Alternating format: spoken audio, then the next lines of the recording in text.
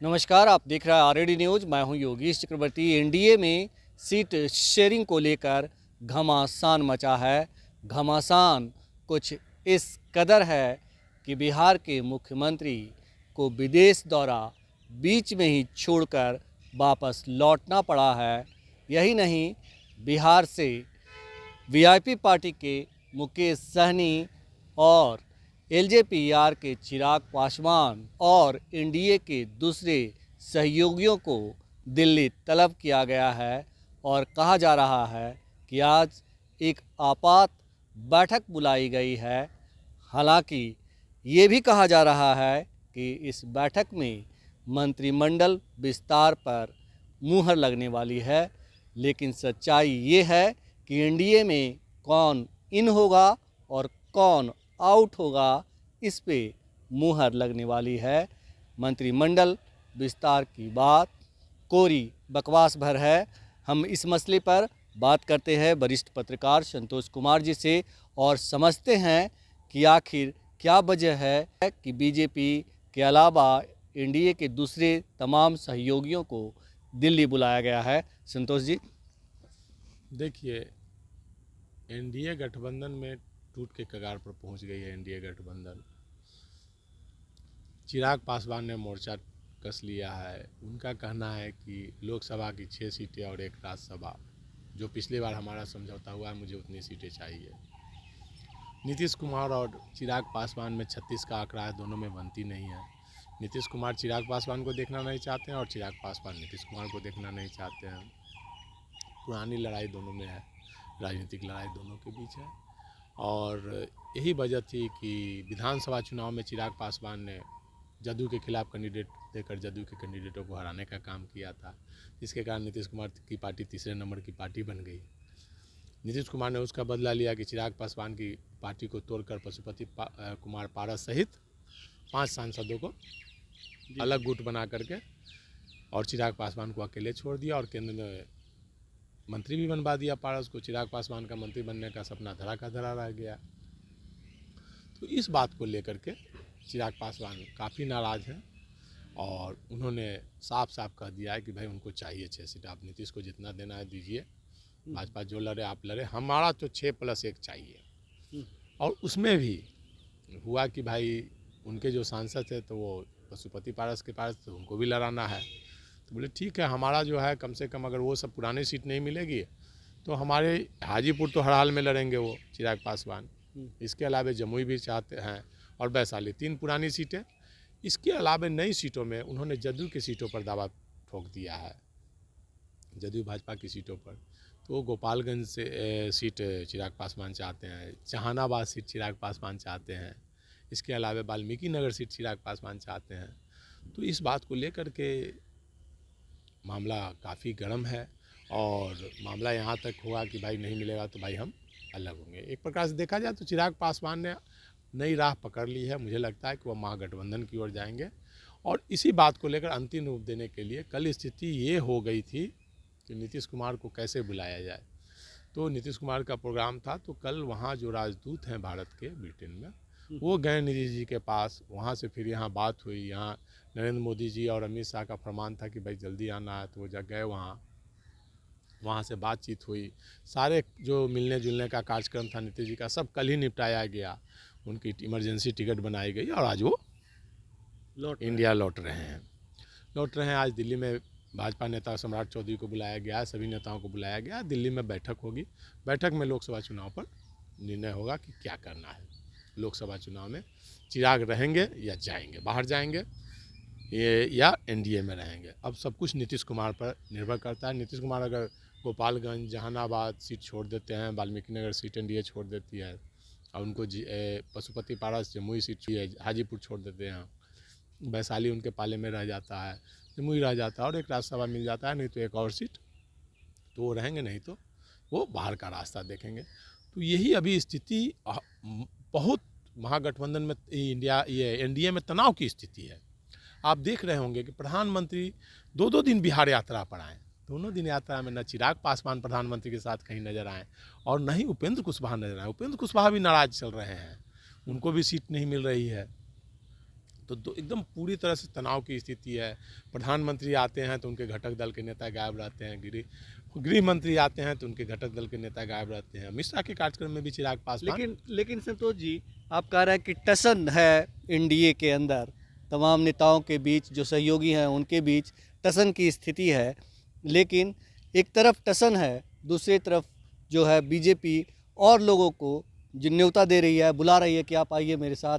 मुकेश सहनी जो गए हैं दिल्ली, यही कह के गए हैं कि भाई मुझे बुलाया गया है, और ये भी उन्होंने कहा कि हम गेम बिगाड़ने वाले हैं और गेम बनाने वाले हैं, जिसके साथ रहेंगे उसी का गेम बनेगा। देखिए, कहाँ गेम बिगाड़े? पिछले बार तो वो लड़े थे, 3-3 सीट 4-4 सीट लड़े थे, 3 सीट, कहाँ गेम बिगाड़ पाए मुकेश सहनी। लेकिन चिराग पासवान के बागी तेवर को देखते हुए भारतीय जनता पार्टी, जो वोट की कमी होगी चिराग पासवान से, तो मुकेश सहनी का 1% 2% जो भी वोट हो वो अपने पाले में करके, उनका बीजेपी का मेन लक्ष्य है लोकसभा चुनाव जीतना। अब चिराग पासवान और नीतीश कुमार में नहीं पट रही है, तो वो जब चिराग पासवान बाहर जाएंगे तो उनको तो चाहिए कम से कम ना, तो कम से कम मुकेश सहनी को 1 सीट भी देंगे तो मान जाएंगे। मुकेश सहनी को बस पार्लियामेंट जाने से मतलब है या मंत्री बनने से मतलब है, तो हो सकता है उनको मंत्री बिहार में बना दिया जाए या गठबंधन में ला करके मंत्री बना दिया जाए, इस नाते भी हो सकता है, या लोकसभा की 1 सीट दे दी जाएगी। तो चिराग पासवान के से जो कमी होगी एनडीए में, उसकी भरपाई के लिए उन्हें बुलाया गया। कहाँ मुकेश सहनी को आज तक मुकेश सहनी को पूछा गया है? देखिए, भारतीय जनता पार्टी देखती है कि यूज एंड थ्रो की नीति अपनाती है। पिछले विधानसभा चुनाव में उन्होंने मुकेश सहनी को अपने पाले में किया, सीटें दी, अपना कैंडिडेट दिया, चुनाव हुआ, चुनाव के बाद उनको मंत्री भी बनाया, बाद में उनकी पार्टी के सभी विधायकों को अपने पाले में कर लिया, मुकेश सहनी को रोड पर ला दिया। उसके बाद जब तक नीतीश कुमार एनडीए में थे, चिराग पासवान कितना भी बोलते रहे कि हम हनुमान है, कहाँ उनको न मंत्री बनाया गया, न एनडीए में शामिल, न किसी बैठक में बुलाया जाता था।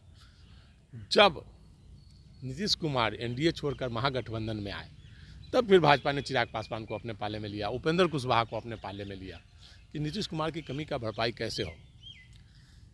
तो उपेंद्र कुशवाहा को लाया, चिराग पासवान को लाए, आरसीपी को लाए। लेकिन जैसे ही नीतीश कुमार फिर वापस एनडीए में गए, तो आज आरसीपी कहाँ है, मतलब उपेंद्र कुशवाहा कहाँ है, चिराग पासवान कहाँ है, फिर सबको आउट किया जा रहा है। जी। लेकिन चिराग पासवान के पास वोट बैंक है बिहार में, उनका है जनाधार है, जो रामविलास पासवान जी का जनाधार था वो चिराग पासवान के साथ है, न कि पशुपति पारा जी के साथ। जी। इसलिए भाजपा चाहती है कि भाई वो रहें। लेकिन अब बात नहीं बनेगी नीतीश जी में, नीतीश और चिराग में चुनना पड़ेगा, तो भाजपा नीतीश कुमार को चुनेगी। और जब नीतीश कुमार को चुनेगी तो चिराग जब बाहर जाएंगे तो वोट के लिए मुकेश सहनी को अपने पाले में करना चाहती है, इसीलिए बुलाए है, और कोई मामला नहीं। मतलब डैमेज कंट्रोल एक तरह से कर रही है मुकेश सहनी के जरिए बीजेपी, और पहले ही जो है इस डैमेज कंट्रोल पर बीजेपी ने काम करना शुरू कर दिया है। इसीलिए मुकेश सहनी को बुलाया गया है। जैसा कि संतोष जी ने बताया कि इससे पहले भी लोग थे, लेकिन वो उस तरह से परफॉर्मेंस नहीं दे पाए थे। बस ये लोग फिलर की भूमिका में हैं और फिलर ही रहेंगे संतोष जी।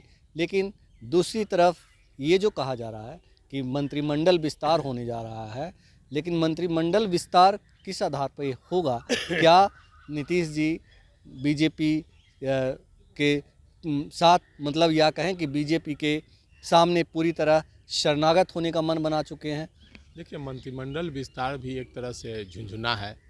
हो सकता है उसमें चिराग पासवान और मुकेश सहनी को मनाने के लिए मंत्रिमंडल विस्तार किया जा रहा हो सकता है मंत्रिमंडल विस्तार में चिराग पासवान को भी जो इधर से कमी हो उसकी भरपाई की जाए।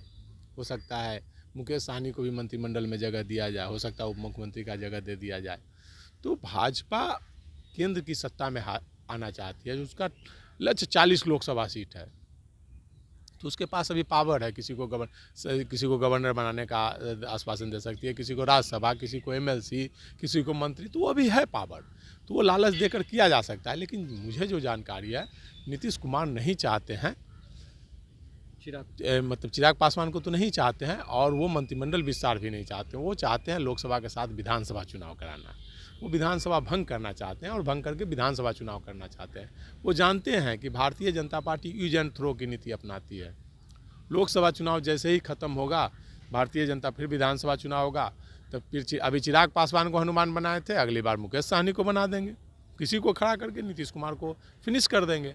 तो नीतीश कुमार यह बात अच्छी तरह से जानते हैं कि Bharatiya Janata party use and throw की नीति अपना रही है और नीतीश कुमार को बस लोकसभा चुनाव तक तरजीह दे रहे हैं। लोकसभा चुनाव के बाद नीतीश कुमार को पूरी तरह से फिनिश कर देगी और अगर नहीं हुआ चुनाव अभी तो लोकसभा चुनाव के बाद नीतीश कुमार की पार्टी को तोड़कर बिहार में सरकार बना लेगी भारतीय जनता पार्टी, अगर केंद्र में सत्ता में आ गई तो ये नीतीश कुमार भी अच्छी तरह जानते हैं, जदयू के लोग भी अच्छी तरह जानते हैं। इसीलिए नीतीश कुमार हर हाल में लोकसभा के साथ विधानसभा चुनाव कराना चाहते हैं।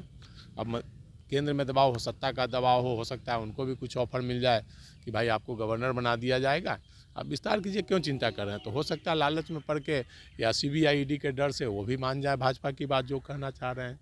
लेकिन मुझे नहीं लगता है कि अभी वैसा कुछ होगा। अभी लोकसभा चुनाव की तैयारी में सभी लोग जुटे हुए हैं और जैसे ही लोकसभा चुनाव का जैसे ही अति होगा, अगर विधानसभा नहीं चुनाव होगा और लोग मंत्रिमंडल विस्तार जैसे ही होगा तो अभी तो चिराग पासवान और उपेंद्र कुशवाहा बागी हैं। भारतीय जनता पार्टी और जदयू के कई MLA बागी तेवर अपना लेंगे। जैसे आप जो रिपोर्ट है NDA के 27 विधायक बागी हैं जो मंत्रिमंडल विस्तार के आस में बैठे हुए हैं। जैसे ही मंत्रिमंडल विस्तार होगा ये लोग बागी तेवर अपनाएंगे और सरकार को फिर से गिरा देंगे, कटघरे में। संतोष जी, आप कह रहे थे कि चिराग पासवान एक तरह से अल्टीमेटम दे दिया है, जो बीजेपी के सीनियर नेता हैं, राष्ट्रीय अध्यक्ष हैं JP नड्डा, उनको कि भाई मुझे 6 चाहिए तो चाहिए, इससे कम नहीं। क्या जो खबरें मिल रही है उसके मुताबिक पैचअप की कोई गुंजाइश है या चिराग पासवान ने अलग रास्ता पकड़ लिया? मुझे लगता है चिराग पासवान ने अलग रास्ता अख्तियार कर लिया, तभी तो मुकेश सहनी को बुलाया गया। भारतीय जनता पार्टी के पास सीट कहाँ है देने को। पहले से चिराग पासवान उपेंद्र कुशवाहा नाराज चल रहे हैं, प्रधानमंत्री को अपमानित कर रहे हैं। प्रधानमंत्री के कार्यक्रम में NDA का घटक दल का मेन नेता नहीं जाए तो फिर क्या है? ये तो साफ विद्रोह है।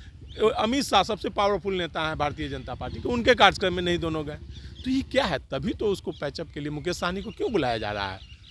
उनके पास सीट कहाँ है? अरे भाई 17 बीजेपी लड़ेगी या 16 नीतीश लड़ेंगे तो 33 तो ऐसे ही हो गया। 5 सांसद लोजपा के हैं तो 38 ऐसे ही हो गया। मांझी को अगर 1 सीट भी देते हैं तो 39 हो जाता है। सहनी को बुलाएं तो 1 सीट भी तो दीजिएगा तो 40 हो जाएगा। तो कहाँ सीट है? भारतीय जनता पार्टी अगर हो सकता है अपनी सीटें छोड़ करके उसके लड़ाए तो अलग बात है, 6 उसको दे दे, 2 उपेंद्र को दे दे, तो क्या भारतीय जनता पार्टी 10 सीट पर चुनाव लड़ेगी? जी। कहाँ से सीट आएगा? 40 ही सीट न है बिहार में। बिल्कुल।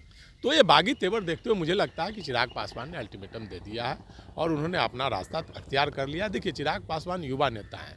अब 77 आंदोलन, JP आंदोलन के जो एक्सपायरी नेता जो हैं, चाहे नरेंद्र मोदी हो चाहे नीतीश कुमार हो, सब लोग अपना अंतिम पाली खेल रहे हैं, चाहे अमित शाह हो, उन लोगों का अब मतलब एरा ख़त्म होने को है। तो अब चिराग पासवान युवा है, चिराग और तेजस्वी मुझे लगता है मिलकर नया बिहार बनाने की ओर आगे बढ़ेंगे दोनों मिल करके। और मुझे लगता है कि चिराग पासवान और तेजस्वी यादव में बहुत अच्छे रिलेशन है। चिराग पासवान ने तेजस्वी यादव को विधानसभा चुनाव में मदद की थी, कैंडिडेट देकर तेजस्वी यादव को जिताने का काम किया था। अगर चिराग पासवान राघोपुर में कैंडिडेट नहीं देते तो तेजस्वी यादव का क्या, चिराग पासवान का वहाँ 25,000 वोट है, वो वोट काट लिया उन्होंने तो तेजस्वी यादव जीते। अगर नहीं वो वोट काटते तो क्या राघोपुर से सतीश कुमार यादव की अच्छी स्थिति रहती, लड़ाई होती।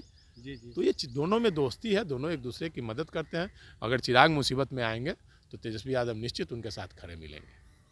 तो चिराग पासवान ने बीजेपी नेताओं को अल्टीमेटम दे दिया है कि 6 से कम हमें मंजूर नहीं, अगर आपको हमारी शर्तें मंजूर नहीं तो हमारी राह अलग है।